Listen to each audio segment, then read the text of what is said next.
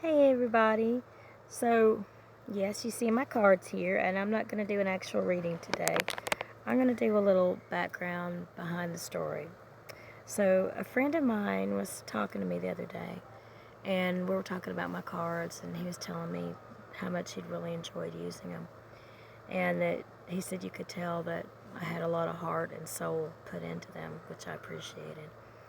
And I said, well, a lot of these cards, especially some very particular ones, there's a story behind them.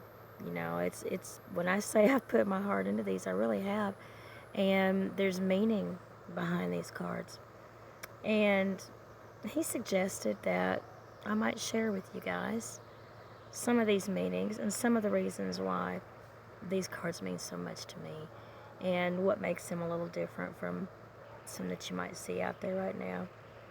They're not just a bunch of things that I randomly put together. I put my soul into it, ask Spirit, what I should put in there, and drew upon some of my own experiences for these. And I'm getting ready to do my second printing of these soon, and I've actually added a few cards, so that'll be a nice little surprise for some of y'all. But anyways, so I'm going to take him up on that. And the first card that I want to go over is this one. This, out of all the cards that I have, this is my favorite card. And I'm going to tell you why. And this might seem a little far-fetched for some of y'all, but it is what it is. I do believe in angelic beings. I believe in spirit guides. I believe in extraterrestrials. I believe that some of us may have different names for some of the same things. So I don't believe in putting anything from spirit in a box. So this card, and I want you to look very closely at the picture here. It's like a dark orange man, and he's holding this girl, or this young woman. A long time ago, when I was about 6 or 7 years old, I remember waking up. It was bright Saturday morning. I didn't have to go to school.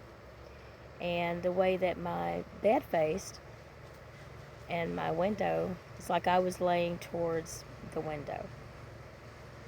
And I remember that the sun was just really, really bright. And I opened my eyes. I was like, wow, it's so bright in here. And so, like I say, as I was waking up, I was like, the brightness I noticed didn't seem to be coming from the direction of my window, direction of the sun. I turned over, and I saw the most beautiful being in the world, in the universe. And to this day, I'm not 100% sure exactly what he was. I just know that he... there goes my cat. I just know that he was glorious. He took up the whole frame of the door, and it was like if you would have taken, just like this picture, if you would have taken the outline of a man and filled him with solid gold sunshine. That was what he looked like. Huge. And as an adult now, I'm thinking, why didn't I get up? Why didn't I go over to this being? Why didn't I try to talk to him? Why didn't I do anything? But the funny thing was, I felt no fear. And part of me wasn't really surprised. And I wonder at that now, too. I'm like, I don't know why I felt that way. But I wasn't surprised to see him there. And I remember sitting straight up in my bed, and I just looked at him.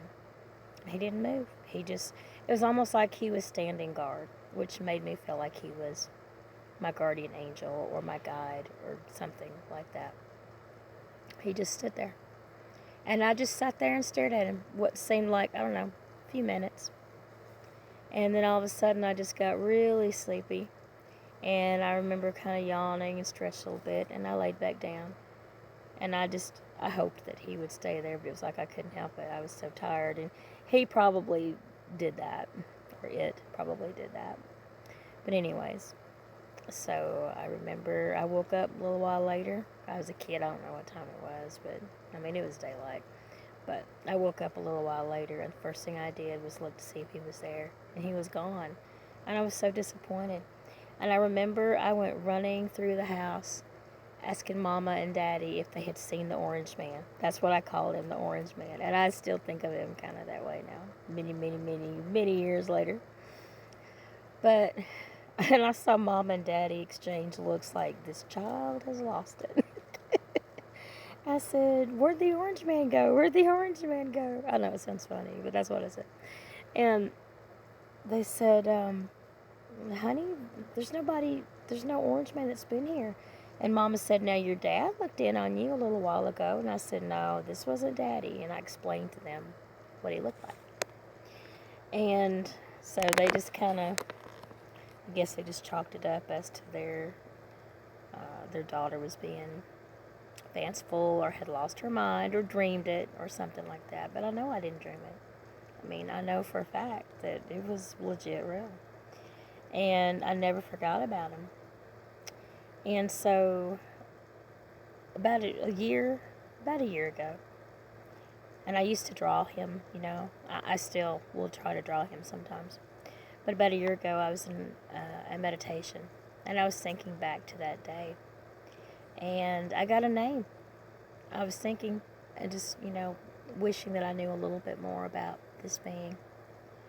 And I heard a name whispered to me as I was in meditation. And I opened my eyes up. And it was just like, I knew that was it. I knew that was his name. So I have a name for this being now. And I have come to believe that he is one of my, if not my main spirit guide, one of my main guides or my main guardian angel. And that he watches over me. But that is where this little card comes from. A hug from spirit. Because that's what that felt like to me.